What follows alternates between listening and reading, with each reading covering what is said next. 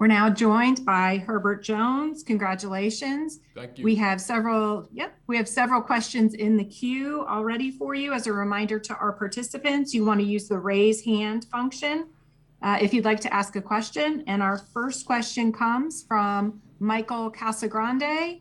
Michael, your line is now open.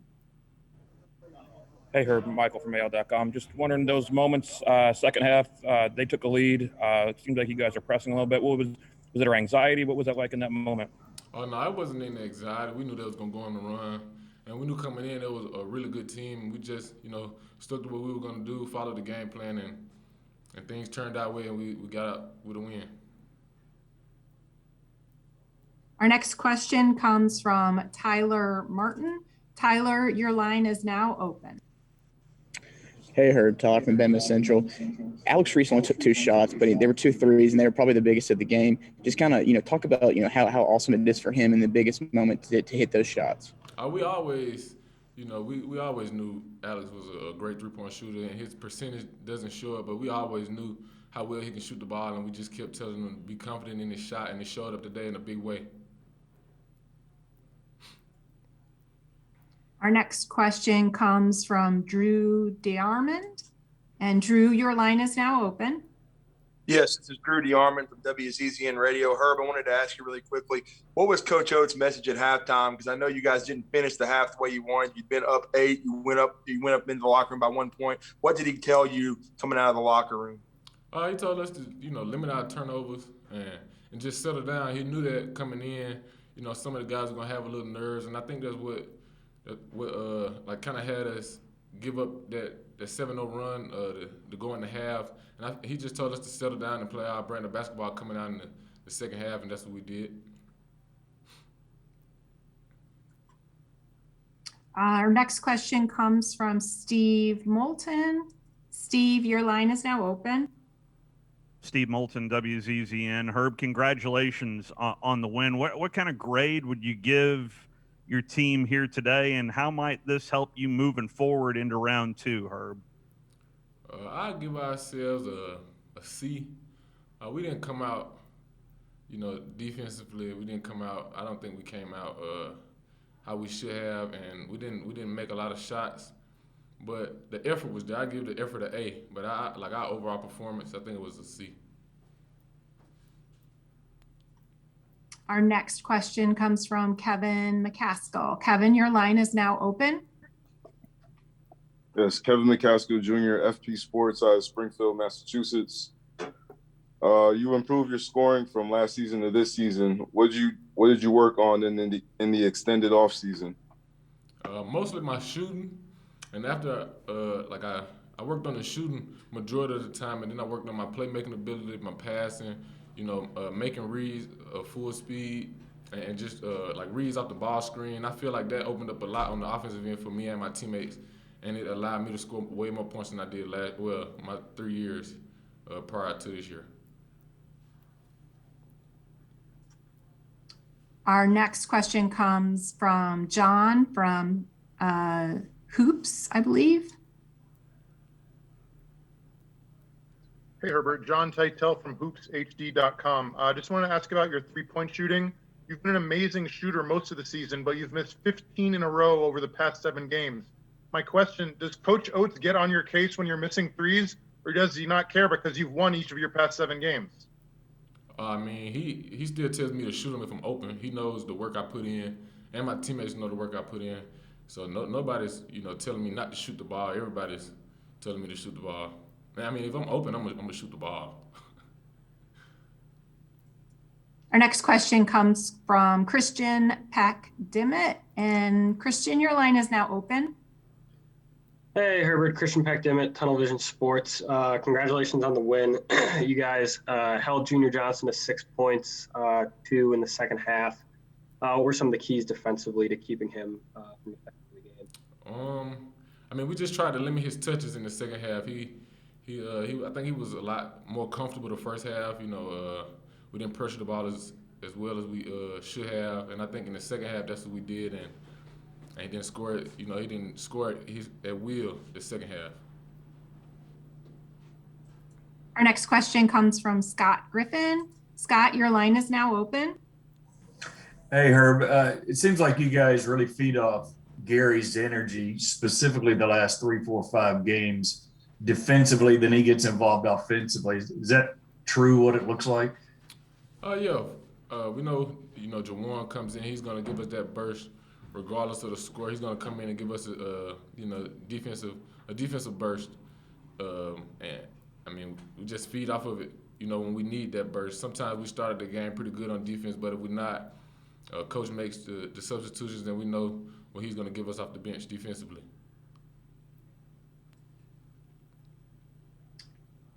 Let's see. Michael Casagrande, did you have a follow-up question? Yep, I have one. Just wondering the atmosphere. There's only 1,200 fans in this gym, but it felt like it got pretty ramped up there in the second half. What did it feel like on the court for you guys? You can repeat the question. What was the intensity like on the floor in the second half there when it was going back and forth and seemed like there was a lot of energy in this building, even though there were fewer fans in the crowd? I mean, our fans. I looked up in the stands, and I seen a whole lot of red. So I mean, our fans, they showed up and they showed out, and the intensity was great. I mean, that's any player's dream, to be playing in the tournament in that type of game. And I mean, that's what I was preaching to the guys. They were messing up, made a couple mistakes, and I told them, like it's a million kids that want to be here right now. Just go out and have fun and embrace the moment. And I feel like after they listened to what I said, I think that's when we went on our run. Thanks for joining us, Herbert. Congratulations and best of luck in the next round. Thank you.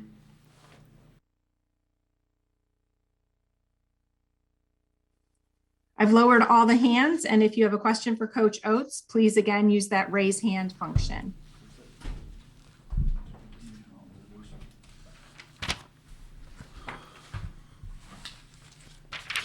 Coach, we're ready for your opening comments as the questions are coming in. Yeah, I mean, definitely not one of our better games. You got to give Iona a ton of credit. I thought their kids came ready to play. They got some good players. Obviously, Coach Patino had them well prepared. I thought Ross gave us all kinds of problems in the first half. I thought difference between the two halves was our defense on Ross. We held them to 4 points in the second half after 15 in the first half. Then I thought our turnover problem in the first half. We went from 10 turnovers in the first half to only 4 in the second half. So our points per possession went from like a 0.89 to a 1.21 in the second half when we quit turning the ball over. Like you just, when you turn the ball over and you don't make free throws, you put a lot of pressure on your offense. So the free throws were an issue, which hopefully we can get that fixed. Just guys that typically are better shooters. Quinterly left 4 points out there. I think he missed the front end of a one-on-one twice. Petty's a great shooter. Goes 3 of 8. He's been a good shooter all year for us. So, those guys left a lot of points on the board. And then, the turnovers were a problem. But Iona came ready to play. Our guys, I thought our effort was great. I just thought maybe, got some NCAA game jitters. I don't know what it is, to be honest with you. But hopefully getting that first game out of the way, getting the win even when we didn't play well. I thought our defense was pretty good, especially there in the second half. So, if you look at the effort stuff, on the glass, we beat them by 16. It was 42-26. So I thought a lot of the effort stuff we did great at. We just got to settle down and play a better offensive game. Our first question comes from Cecil Hurt. Cecil, your line is now open. Coach, didn't handle the last minute of the first half very well. What did you say at halftime, and how did you think they responded? Yeah, I mean, I think what were we up 8 with under 2 minutes to go, and went in. They go on a 7-0 run, maybe. I walked in and just said we got to settle down. I mean, like it just seemed to me like guys were uptight, guys were not playing like we'd been used to them playing. We had some really dumb, careless turnovers. So, I didn't want to put any extra added pressure. I felt like they'd already putting way too much pressure on themselves to begin with, and I with some of our guys that typically play well that weren't playing well. So we just need to settle down, lock in, control the stuff we can control. I thought, the effort stuff is stuff we can control, but I told them we weren't giving our defense a chance to win the game for us when we were turning the ball over 10 times. So told them if we control, and even at the end there, when we gave up the 7-0 run at the half, they hit the 3 off a turnover. I think we had a couple turnovers. So just told them to settle in, take care of the ball, no more iffy home run plays. And we tried to tell them that at the beginning of the game, just reiterated it again at halftime. I think we did a much better job there in the second half. I know we had 4 in the second half, and I think we had 2 in the first 4 minutes. So the last 16 minutes of the second half, we only had 2 turnovers. That's when we kind of settled in, took care of the ball. Offense turned up a little bit. I had defense, too. In the last 10 minutes of the game, I think they scored a total of 9 points. They had 46, I believe, with just under 10 to go, and finished with 9, kind of in that middle of that. We had kind of opened the game up there. It was a 2-point game, and then we stretched it up to, I think, up to 12 maybe. We were down 2, and then an 18-4 run. So I thought Reese was huge in that run. He had the 2 threes, and Juwan Gary was big there, too. Our next question comes from Michael Casagrande. Michael, your line is now open. Hey, just what's the message to John Petty? I know he was struggling a little bit to shoot out there tonight. What's the message moving forward to the next game? He just got to settle down and quit putting pressure on himself. I thought he played really hard. He won the hard hat award. He had more blue-collar points than anybody. He was all over the glass.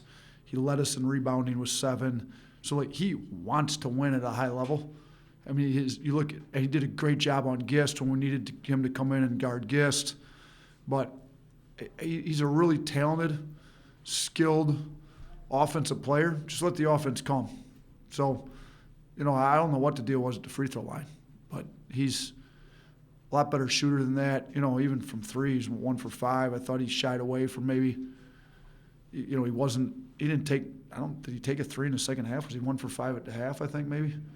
Yeah, I don't think he took one in the second half. But, he was aggressive, got downhill, got some easy ones, got out in transition off some stops. So he's still, probably one of his worst shooting games when you take 3s and free throws together, and he still ended up with double-digit points. So he played really hard, did what we needed to win, and, let's move on to the next game. He'll play a lot better in the next game. Our next question comes from Tyler Martin. Tyler, your line is now open. Hey, Coach. Herb said he would have given the grade for this win a C. As a former teacher, is that where it would be on your scale? What would you give the grade? What did Herb say he'd give the grade? He said C. He's generous.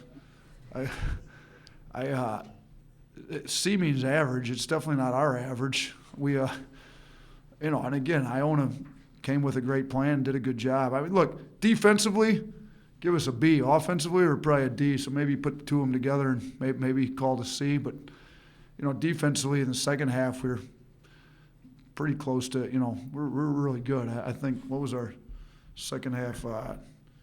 Second half defense was pretty good. I thought we've got our analytics box score up now. First half, we were 0.79 in the second half before they called it analytically final there with 1:14 to go. So thought defensively that's pretty good. A-, B+ on defense. Offense, we were not very good. Our next question comes from Steve Moulton. Steve, your line is open. Coach, congratulations on the win. March wins are always precious. There's no doubt about that. Yeah, you mentioned about defense and how well you played defensively, but that rush there under 10, especially the couple of steals that turned into transition buckets. How big was that in terms of gaining momentum under 10 to go? It won the game, to be honest with you. We needed to break the thing open. You think about the steal when Petty had the 1 and Juwan had the 1. Juwan goes to the line, goes 2 for 2 at the line. It was big. I thought Juwan was great tonight. He's been great for us. Herb got the steal and the dunk. Herb, Petty, Juwan made big defensive plays. So we need everybody really stepping up that way. And that's what we tried to tell these guys coming in. You can get yourself some easy buckets by getting some runouts, off stops and getting to the offensive boards. I think that's what Petty did. You look at what, Petty hit the 1-3. He had double-digit points. Our second leading scorer had 11 in Quinterly, and Petty and Shaq both had 10 each. This was not one of our better offensive displays. But, Petty's our third leading scorer with 10, and he didn't play very good at all, but he went and got some easy buckets, some transition buckets off steals, some board putbacks. He had 2 offensive boards, so he found a way to help us win, and I think all of our guys really kind of just found a way to break that thing open there in the second half, running off our stops. Our next question comes from Drew DeArmond, and your line is open, Drew. Yeah, Coach, I just wanted to ask you about the bench as a whole. Reese has just sacrificed a lot for this team. He made 2 huge threes, played some good defense on Junior Joseph in the second half, and then Juwan made some big-time plays defensively. And then, of course, Quinterly had the huge drive and layup to keep the lead at 9 with about a minute to go. Yeah, the bench was great. I mean, Juwan, Reese, and JQ scored 23 points between the 3 of them. It was big. Quinterly's been used to scoring at a high level. I mean, Quinterly's essentially a starter, but we bring him off the bench, and, we need to keep him out of foul trouble. He needs to play more than 21 minutes for us. But, I thought the contributions Juwan gave us were huge as they've been, and those 2 threes that Reese hit were like game-opening threes.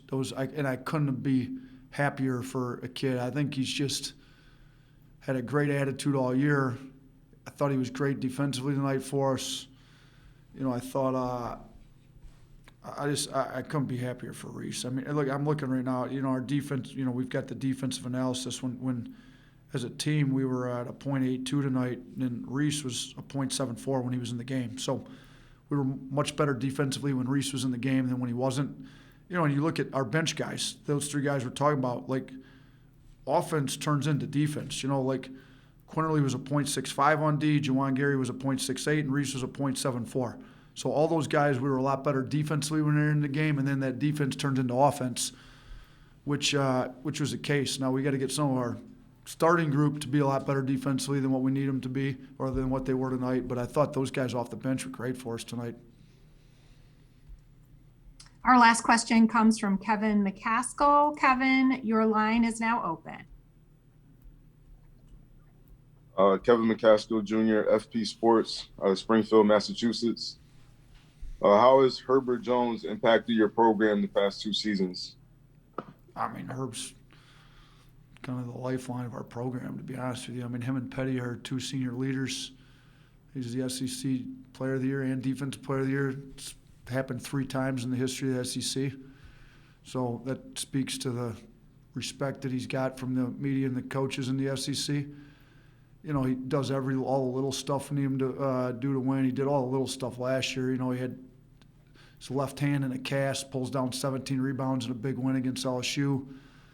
He just shows up to work every day. He shows up to play hard. He shows up and makes winning plays every day.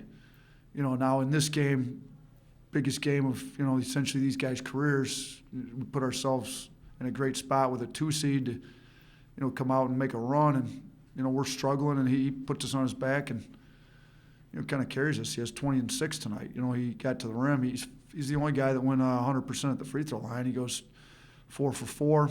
So I thought he was really locked in.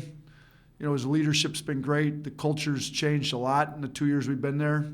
He's been at the heart of that culture change, and I just, you can't sing his praises enough. Coach, that's it. Congratulations. Best of luck in the next round. Thanks for joining us. Appreciate it. Thanks. That's it for this post-game news conference. A transcript of Coach's interview will be available by ASAP Sports at www.ncaa.com/transcript. You can also find a recording of this press conference in the NCAA Digital Media Hub at www.ncaa.veritone.com. Thank you all for joining us.